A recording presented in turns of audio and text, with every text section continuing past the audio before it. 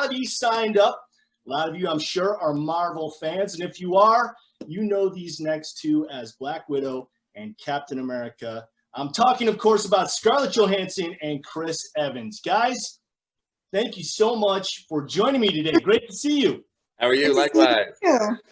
Oh, man, I can't tell you how much we appreciate you guys continuing to donate your time to the USO. And I want to jump off just by asking you why you feel it is important to give back to the USO. Scarlett? Well, the first time I was introduced to the USO or was fortunate enough to take a trip with the USO, it was, oh my God, too long ago. Probably, I would say almost, 13 years or more ago. And I really, felt like it was my best opportunity to connect with the troops and to talk to people, hear about their experiences, and really show my appreciation for their sacrifice. And I had such an amazing experience. I met thousands of troops and, listened to their stories. And it was just a very emotional, very touching experience, heartwarming experience. And, several years later, I had mentioned to Chris that I thought that he would really enjoy the experience too, because it's like nothing else really. And we were fortunate enough to take a trip with General Dunford. It was right around the holiday time, and it was just fantastic. I mean, we met so many amazing men and women, and really had that very unusual opportunity to get to thank people in person for their service. And I just absolutely love working with the USO. Chris, what about you? Yeah, God, well said. I mean, I don't know how I can follow that up. I may be a bit more concise with it because Scarlett, hit all the points that I would agree with. I just have an enormous amount of respect for the courage, the dedication of the servicemen and women in this country. It's something I know I couldn't do. And that's why, when you see the sacrifice firsthand, when you go over there and you kind of really, experience the life that comes with that type of sacrifice, you can't help but feel like you owe and you want to give back and connect in some way to that experience, because it affords me so many things that I think you can easily take for granted. Yeah, well, you say that you may not be able to do it, but you do it very well on the silver screen. So I know a lot of people appreciate that. A lot of entertainment. I want to remind everybody who is joining us for our conversation that you can ask Chris and Scarlett a question if you'd like. Just use your Q&A chat box feature at the bottom of your screen. There's going to be a lot of them, I know. We'll try to get to as many of them as possible. Guys, I know that in 2016, you visited Incirlik Air Base in Turkey. And we're gonna revisit that air base virtually. If you guys are willing to do that with us, I know we've got some people there who want to see you, and I know that someone has a question for you there in Turkey. So if Incirlik, if you could join us, please. Activate your camera so we can see your beautiful faces. There you go. Hey. So wonderful to have you guys join us. I know that someone there has a question for my guests. We do. I just wanted to say hello. I'm Phyllis. I'm the center manager for the USO, and we wanted to welcome you back virtually to Incirlik Air Base. Yeah! Hi, I'm Major Brandon Sanders, the 39th Force Support Squadron Commander, and our first question goes to Scarlett. Hi, Scarlett and Chris. Hey. I'm a staff sergeant with the 39th Communications Squadron, and my hometown is Manchester, New Hampshire. My question is for Scarlett. What life skill have you learned from your movie roles that turned out to be really useful, and why? What life skill? Well, I always say that in this industry, we're sort of a jack of all trades, but master of none. I've definitely learned how to look like I can do a lot of things. Fake it till you make it, I guess. That may be the life lesson. You know, I think about all the things that I've learned how to do, or fake learned how to do, or learned how to fake. You know, like I'm trying to think of them all. I was a zookeeper once. I was a tennis pro. Definitely, I've been a mercenary. That was useful. I was a hostess at a restaurant. Yeah, I've lived a lot of lives, I guess, theoretically. But I will say, I think one thing that I've learned from working in this industry is really the importance of collaboration and the importance of really being a part of a team, which I'm sure everybody here knows a lot about. Really, you know, sometimes in the moment, you know, the best ideas always come out of, you know, a big contribution and everybody coming with their perspective and, you know, and fresh ideas, and to be open to, you know, all kinds of possibilities. I think that's when really special things happen. So I would say really, you know, from my own experiences, just working in general is really that, you know, to be open to that collaborative spirit. That way you get the best results, I think. Very cool. That was a great question, man. We appreciate you. I understand someone has a question for Chris. Hi, Chris and Scarlett. My name is Vanessa Garza, and I'm a technical sergeant with the 39th Logistics Readiness Squadron, and my hometown is Brownsville, Texas. I have a question for Chris. What was the best advice that you received, either personally or professionally, that you still follow? God, the best advice. It could have come from me, maybe. God, what is the best advice?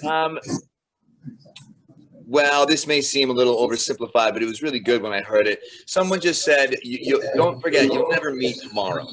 And I know that seems like a broad concept, but I think a lot of us live our lives with this kind of anxiety about the future. We're aware that time is ticking, and a lot of that stress exists tomorrow. But tomorrow will just be today when it's happening. And I think that the point of the lesson or piece of advice was that if you cultivate an ability to stay present, and this whole notion of this looming tomorrow never comes. And I guess, again, these are broad platitudes, but it resonated at the time. So I don't know. I guess that's it. I haven't gotten much good advice. Basically, that's And I know Chris thinks that your T-shirt is very cool. It's a great shirt. Oh, come on. It's a fashion statement. Hey, we really appreciate you guys joining us there. Sure. I'm sorry. Were you saying something else? I cut you off there. Me? Oh, nope. Looks like they might have frozen up there in Turkey. All right. If you guys are still listening in Turkey, thank you so much for your questions for Scarlett and Chris. We really appreciate you guys joining us. Guys, it's got to feel so good to get that type of feedback.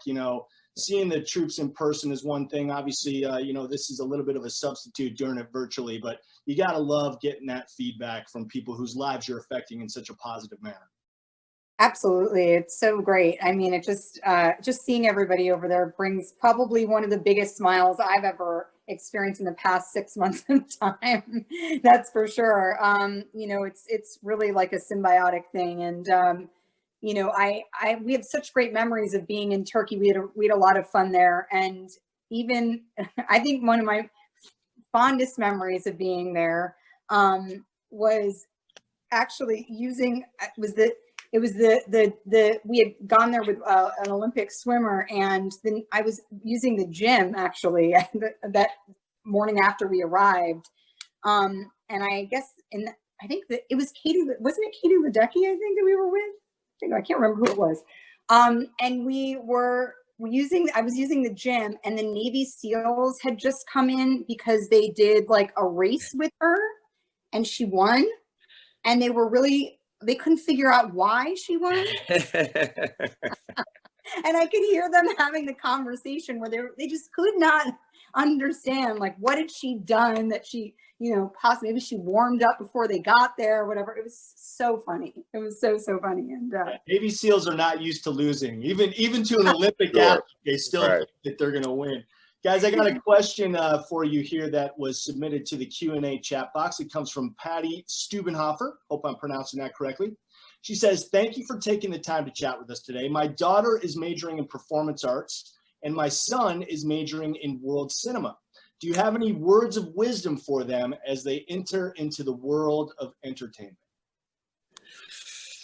God, I mean, if he's going into world cinema, my advice would be make sure you watch a lot of old movies. Some of the best lessons you can learn, some of the best information out there about our industry is kind of how it began. I mean, it's still a young industry, to be honest. It wasn't that long ago that we were in, silent movie era. So a lot of, early cinema is where, the first risks were being taken, both in front of and behind the camera. So I'd say watch a lot of old movies, but it sounds like if he's majoring in world cinema, that's going to be part of the curriculum. Scarlett, any words of wisdom? Yeah, I mean, it's such a, I think there's a lot of opportunities now, which is really exciting in the entertainment industry, because there's so many different mediums and different avenues you can take now with streaming and all these different short and long, forms of content. But the industry is still very competitive. And, one thing that I always, continuously throughout my career, when times would get frustrating or whatever, I felt like I was kind of hitting a wall. I would remind myself why I had started it, and to check in with myself, like, do I love this? Am I passionate about this? What's my story to tell? I think it's important to kind of reconnect with yourself, as you put yourself out there, because it can get frustrating. And, it's a way, I think, of just sort of centering yourself, grounding yourself, and making sure that you're staying on your same path, as it gets challenging, in those challenging times. Yeah, that's great advice. And just to add to what Chris said, as far as the history of Hollywood goes, there's a great series called Movie Stars and Moguls that originally aired on Turner Classic Movies. That's a fantastic history of Hollywood. Really, really cool. All the way from the beginning of the studios through modern times. So if you haven't checked that out, definitely do it. Guys, another question for you from Robert Tombling, who is 7 years old. He is at Camp Pendleton, California. And Lisa Laporte at Marine Corps Base Quantico in Virginia. They both asked, what is one of your favorite shows or movies to binge watch right now? Ooh, God, to binge watch. Does it have to be friendly? Does it have to be? All right, the 7-year-old, please close your ears. This one will be for Lisa. Well, we have been watching a lot of Pee Wee Herman in our house, so we've definitely been binge watching that classic. And we started watching some of Mad Men again, which is so good, and so fun to rewatch because it's so great. And we've also been watching Ozark on the 3rd season of that.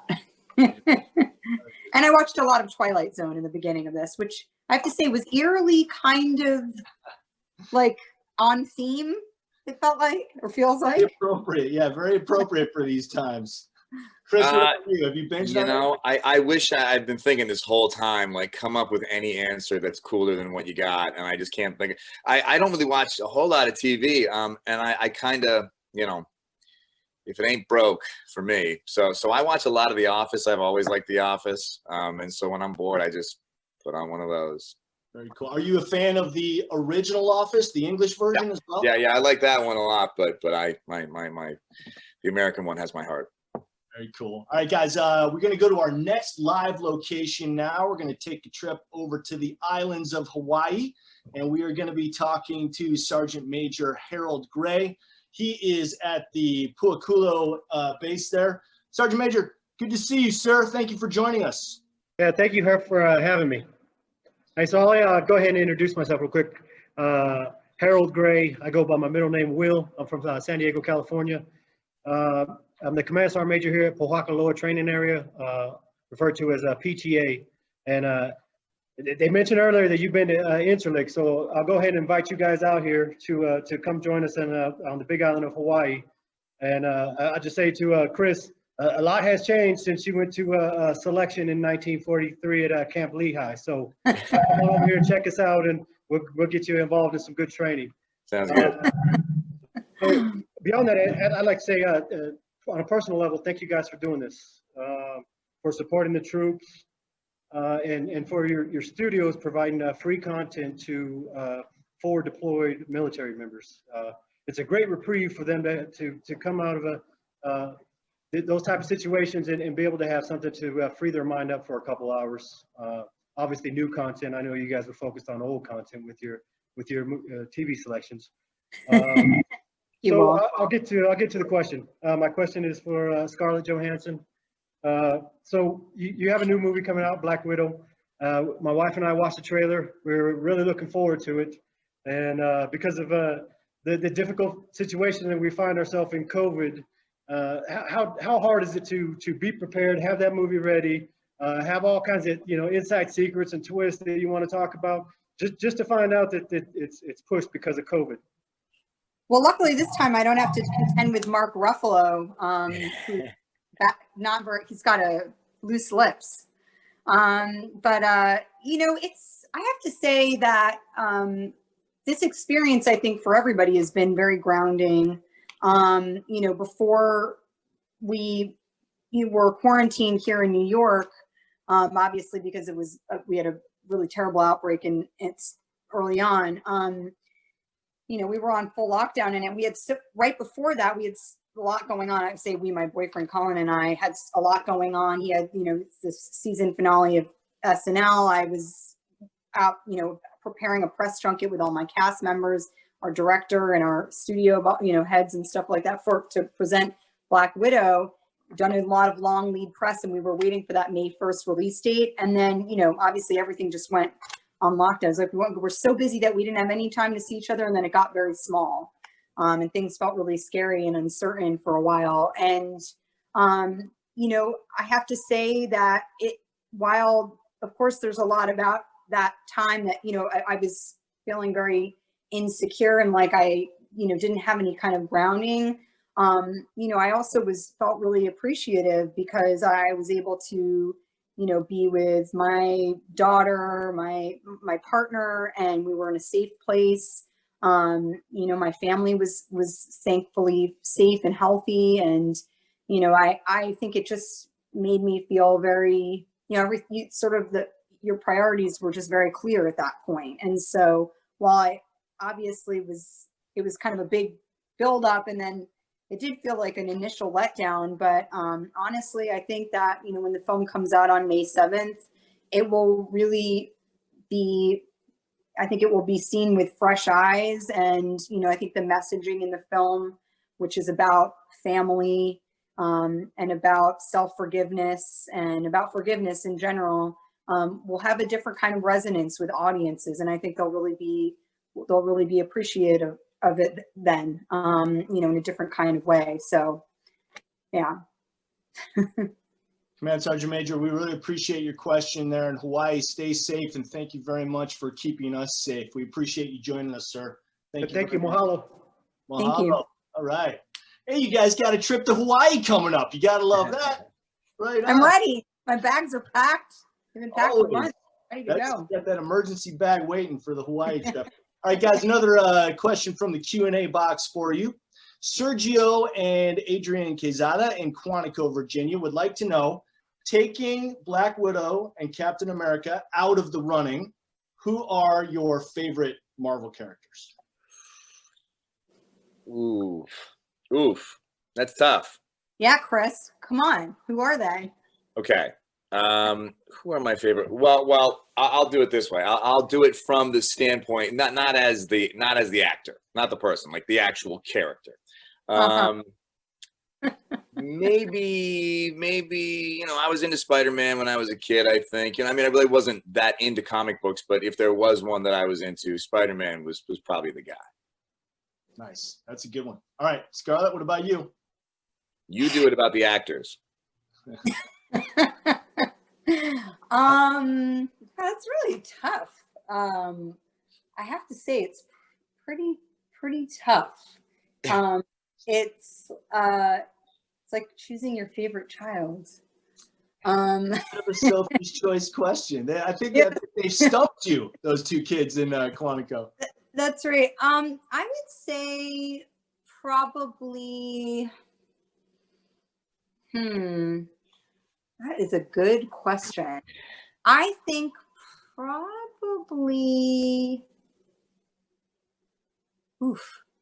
Now, you have only taken Black Widow out of the equation. Captain America is one of your choices. Oh.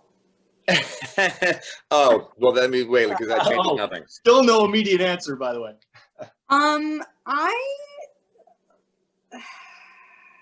would say maybe it's tough. It's really tough. I can't really. Can anybody cue the Jeopardy theme? Because we. All right, who's in the running? Who's in the running? Give me the top three. Okay, Okoye is one of my favorites. Mm-hmm. I just think she's fantastic. Badass. I'm trying to leave Denai out of it, but that character is so good. Yeah. And like has just such presence. And I would say Hawkeye, I'm partial to for obvious reasons. And gosh, and those are the top two, I would say. Those are the top two. Those are the top Yeah. two. All right, hey, Those are the top. we got it narrowed down. That's I'm okay. like flop sweating. That was a very tough question, but you answered it very diplomatically and graciously. I would have to say my favorite is Iron Man, just because he's got a really badass car collection. Yeah. So yeah, That's fair. Iron Man probably be my choice. All right, guys, one more question for you He's here. very emotionally needy, though. I mean, I'm just throwing it out there. I can see past that. If he lets Yeah, me get a lot of drive baggage. I can see past that. Yeah. Adamaris Moreria has a question for you. Again, I apologize if I just butchered your name. Says, I'm a huge fan of the Marvel Cinematic Universe, and it helped me get through moving around a lot as a military kid. How do you deal with the struggle of working long hours and being people's role models at the same time? Two different questions. The long hours, it's luckily it's what we love to do. So I think, it makes it a lot easier. We're not digging ditches. We're doing something that very few people get to do. So there's a lot of gratitude you feel every day. And even when, you're tired and you're doing night shoots or something and you got to do wet downs or some really unpleasant experience, there's still, a lot of upside. It's all upside, really. So long hours are more bearable than you think. Being a role model, I don't know. I mean, that's tough. I don't, I'm not quite sure. It's a good question. I mean, you certainly are reminded of it whenever you get to interact with, young people specifically, and you see the way that, they're impacted. And I think back to the movies that affected me as a kid and the way I looked up to those actors and athletes, whatever it was. So it's in your head. And I mean, I don't know. I guess, I don't know. I don't really know if I have an answer. I mean, luckily, I don't think I have any. God, I don't know. This is a tough question. This is just as hard as you picking your favorite Marvel character. I don't know how to be a role Now model. Chris is flop sweating. What's going on here? I know, right? I don't know. I mean, nope. I still got nothing. I keep on starting the sentence, hoping I'll stick the landing, and I got nothing. Scarlett, tag in. Tough to, there's a lot of pressure, I think, when you think about a role model as somebody, if your idea of a role model is someone who's sort of, this kind of someone who's perfect and sort of upholds all these, ideals. But if you actually are, remind people how we're all flawed, I think that's sort of, and that, we're all people, we're all more human than not. I think that's a way that, can be, I think, even more inspiring, I think, than to think of and more comforting and deeper than to think of a role model as sort of like this kind of idyllic, sort of image of, perfection and whatever. I mean, so that if you kind of take the pressure away from it and you can just connect with people on a human level, I think it's really can be a very rewarding and wonderful thing to know that your work gives people comfort or entertainment or inspires them to be self-reflective. I think that's really cool. And as far as working long hours and being away from home, it's so tough. It's tough. A lot of times can feel very lonely. I know for myself, and I think that I try to in those times really connect with the people around me and stay connected to them, and also express how I'm feeling. That's really helpful too. You know, talk to people about the fact that you're feeling lonely, talk to them about, you know, the fact that you that you're homesick. That's really helpful, you know, and just being able to open up and be vulnerable with other people, I think makes you feel a lot less alone. Yeah, that's well said, Scarlett. And perhaps one very small silver lining to the pandemic and the quarantine is being able to spend more time with family, as you mentioned earlier. Guys, I want to let you know just how worldwide we are right now. We've got people joining us from Italy, from Japan, from Qatar, from Austria, from Poland, from Belgium. Several ships at sea are watching us right now. Bahrain, the UK. So you guys should be very proud that you're going out to such a large section of the world right now. And again, we really appreciate you guys joining us. We've got time for one more question here in the Q&A box. And this comes from Caitlin Paquin. She is at Royal Air Force Base Lockheath in the UK. If you weren't famous, what do you think you'd be doing for a living? What would I be doing?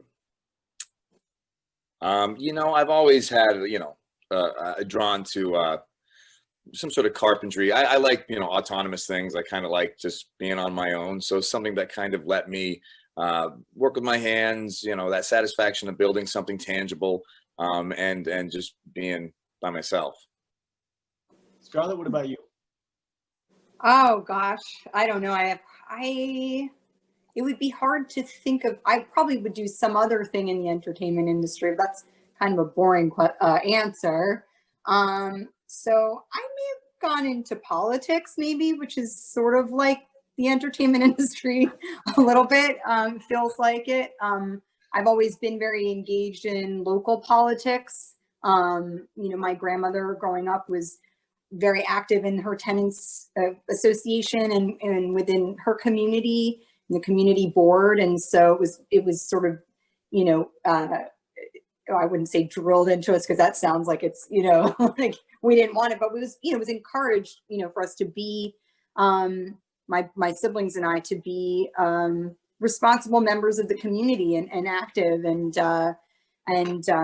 my brother became a community organizer, and you know, it's sort of in our nature. So maybe I would have gone into politics. I don't know. Although I'm constantly figuring out how to get paid for being a responsible member of the community. As soon as I figure that out, I'm going to let you know. Guys, I didn't say you could get paid. Okay. Guys, we have just a couple minutes left, so I want to give you each an opportunity to offer some words of encouragement and support for all the troops who are joining us today. Chris, let's start with you. Sure. Well, yeah, I'll echo what I said at the top of this. I just, I have so much respect. Anytime you see something that you know you couldn't do, it elicits a sort of kind of awe, and for what it affords me, that awe quickly turns into just a deep, deep, deep sense of respect and gratitude. So I'm honored to be in a position where somehow this can, you know, put a smile maybe on any of your faces. It's just it's so happy to do it, so honored to do it, and again, your sacrifice is deeply, deeply appreciated and recognized, and you know, please keep it up. Thanks. Scarlett? Yeah, I think just to all the men and women of the armed forces and to all the military families out there, I just want to thank you guys for the sacrifices that you make to keep our country safe and to keep its citizens safe. Sure, I can only imagine that there are many moments on the job where you may need a reminder that you are appreciated. And I just want to let you know that I appreciate you. I'm thinking of you, and I will be honoring your service by voting and by encouraging others to do the same. So thank you so much from the bottom of my heart. It's absolutely a pleasure to be able to connect with all of you in this way and to show you our appreciation. Very well said, Scarlett. We can't thank you guys enough for joining us today on MVP Con. Chris Evans, Scarlett Johansson, best of luck to both of you. Next USO, let's make it in person. And for all of you who want to check in with the USO MVP series, all you got to do is go to uso.org/ MVP. Chris, Scarlett, thank you again. We'll see you on Thanks. the road. Thanks, Bye-bye. everyone.